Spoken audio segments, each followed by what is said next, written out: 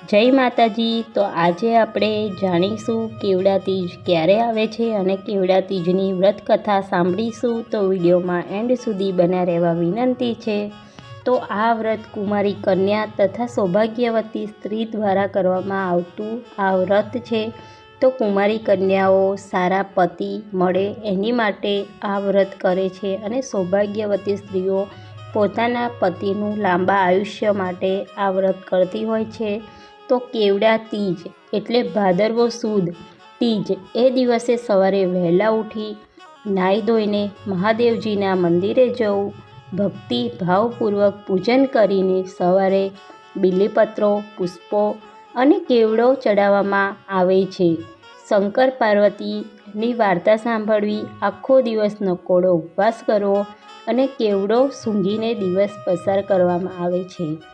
કેવડો એટલે જે કેવડાનું ફૂલ આવે છે તે સૂંઘીને નકોડો ઉપવાસ રહેવાનું હોય છે। તમારે પાણી પીવું હોય તો પણ ફૂલ સૂંઘવાનું હોય છે અને તમે ફરાળ કરી શકો છો। એક તાણું નથી કરવાનું હોતું આમ આખો દિવસ ભૂખ્યું રહીને આ ઉપવાસ કરવામાં આવે છે। તો હવે આપણે જાણીશું કેવડા તીજની વ્રત કથા। તો શંકર અને પાર્વતી કૈલાસ ઉપર બેઠા છે। બેઠા બેઠા ગમ્મતની વાતો કરે છે। એમાં વાતમાંથી વાત નીકળે એટલે પાર્વતીજીએ કહ્યું, હે નાથ, મેં તમને પરણવા માટે ઘણા વ્રતો કર્યા, એમાં કયા વ્રતના પ્રભાવથી હું આપણા જેવા સમર્થ સ્વામીને પામી છું એ વાત કૃપા કરીને મને કહો। આ વાત સાંભળીને શંકર ભગવાન પહેલાં તો હસ્યા અને પછી હસતા હસતા એમને કહ્યું, હે દેવી, નાના હતા ત્યારે તમે તમારા પિતાજી હિમાલય અને માતાજી મેનાની ના હોવા છતાં મને પરણવાની હટ લઈને બેઠા હતા। મને પરણવાના માટે તમે ઘણું કઠોર તપ કર્યું, ઘણા વર્ષો સુધી તમે અન્ન જળનો ત્યાગ કર્યો, 12 વર્ષ સુધી તો તમે ઊંધા મસ્તકે લટકતા રહ્યા, મુશળધાર વરસાદમાં તમે ઉઘાડા આકાશ નીચે ઘણો વખત રહ્યા, ઘણો વખત તો માત્ર પાંદડા ખાઈને વિતાવ્યો, ધોમધોમતો ઉનાળાનો તાપ અને શિયાળાની કડકડતી ઠંડી પણ તમે સહન કરી। આપણી વાત સાચી છે નાથ। હવે એક વખત તમારા પિતાજી તમારા લગ્નની ચિંતા કરતા બેઠા હતા ત્યારે નારદજીએ ત્યાં આગળ આવી ચડ્યા। નારદજીએ તમારા લગ્ન વિષ્ણુ ભગવાન સાથે કરવાની વાત તમારા પિતાને કરી। આથી તમને ખૂબ જ દુઃખ થયું અને તમારી સખી પાસે જઈ તમે ખૂબ જ રડવા લાગ્યા। બરાબર છે। હવે તમારી સખી વચ્ચે વાર્તાલાપ થયો અને તમે ઘરેથી ભાગી ઘોર જંગલમાં જઈ ચડ્યા। તે બધું યાદ કરો। હે મારી પ્રિય સખી, તું તો જાણે છે કે હું શંકર ભગવાનને શુદ્ધ મનથી વરી ચૂકી છું। મારા મા બાપને આ માટે મેં ખૂબ સમજાવ્યા પણ ખરા, છતાં પણ તેઓ માનતા નથી અને મારા લગ્ન વિષ્ણુ ભગવાન સાથે કરવાનું કહે છે।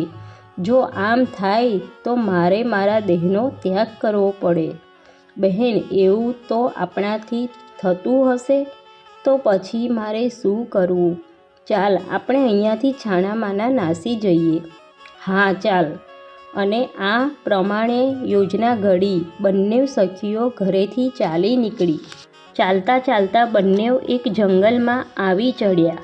આ જંગલમાં ક્યાંક મીઠા પાણીના ઝરણા પણ આવતા હતા અને ફળના ઝાડ પણ આવતા હતા, એટલે તમે જ્યાં ભૂખ લાગે ત્યાં ફળ ખાતા અને જ્યાં તરસ લાગે ત્યાં પાણી પીતા। ચાલતા ચાલતા રસ્તામાં એક ગુફા આવી। આ ગુફામાં જઈને તમે રેતીનું શિવલિંગ બનાવ્યું, શંકર ભગવાનની તમે પૂજા કરી, જાત જાતના જંગલી ફૂલો, બીલીપત્રો અને કેવડો શંકર ભગવાનને ચડાવ્યો। એ દિવસે ભાદરવા સુદ તીજ હતી, હસ્ત નક્ષત્ર હતું। પાર્વતીના આ વ્રતથી શંકર ભગવાન પ્રસન્ન થયા અને વરદાન માગવા માટે કહ્યું। એટલે પાર્વતી બોલ્યા, હે દેવના દેવ મહાદેવ, જો તમે ખરેખર મારી ઉપર પ્રસન્ન થયા હોય તો તમે મારા પતિ થાઓ. તથાસ્તુ. શંકર ભગવાન બોલ્યા, તમારી માગણી હું સ્વીકારું છું. અને શંકર ભગવાને પાર્વતીજી સાથે લગ્ન કર્યા. બીજા દિવસે ત્યાં આવેલા ઝરણામાં બંને સખીઓએ સ્નાન કર્યું અને પછી પારણા કર્યા. થાક અને આખી રાતના જાગરણને કારણે બંને સખીઓને ખૂબ ઊંઘ આવતી હતી. આથી એક જંગલ નીચે ઘસઘસાટ ઊંઘી ગયા.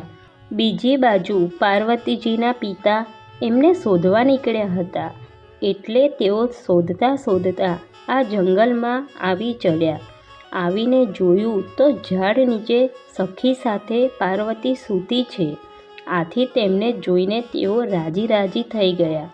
પિતાજીએ ધીમે રહીને તેમને જગાડ્યા અને ખૂબ વ્હાલપૂર્વક તેમને પૂછવા માંડ્યું, અરે બેટી, આવા ભયંકર જંગલમાં તમારે બંને જણાએ શા માટે આવવું પડ્યું? ઘરે તમારી બંનેની માતાઓ કેટલો વિલાપ કરે છે. પાર્વતી કહે, પિતાજી, આ ગુફાની અંદર ગઈકાલે જ શંકર ભગવાનની સાથે મારા લગ્ન થઈ ચૂક્યા છે. જો તેમની સાથેનું મારું લગ્ન માન્ય નહીં રાખો તો હું પ્રાણ ત્યજી દઈશ. અને પાર્વતીજીના વ્રતના પ્રભાવના કારણે પાર્વતીજીના પિતાજી હિમાલયે પાર્વતીજીની આ વાત સ્વીકાર કરી લીધી. પછી બંને સખીઓને ઘરે લઈ ગયા. પછી હિમાલયે શંકર ભગવાનને જાન જોડીને પાર્વતીજીને પરણવા આવવા માટે કંકોત્રી લખી મોકલી. શંકર ભગવાને હિમાલયની આ લગ્ન પત્રિકા સ્વીકારી લીધી અને તેઓ જાન જોડીને વાજતે ગાજતે પાર્વતીજી સાથે લગ્ન કરવા માટે આવી ચડ્યા. શંકર અને પાર્વતીજીના ધામધૂમથી લગ્ન થયા. આમ શંકર ભગવાનને કેવડો ચડતો નથી, છતાંય પાર્વતીજીએ હરખમાં આવી જઈને ફૂલોની સાથે કેવડો ચડાવ્યો. એટલે શંકર ભગવાનને તેનો સ્વીકાર કર્યો. એટલે આજે પણ આ વ્રતમાં શંકર ભગવાનને કેવડો ચડાવવામાં આવે છે અને ભાદરવા સુદ તીજના દિવસે આ વ્રત થતું હોવાથી કેવડા તીજ પણ કહે છે. કેટલાક તેને હરિતાલિકા વ્રત પણ કહે છે.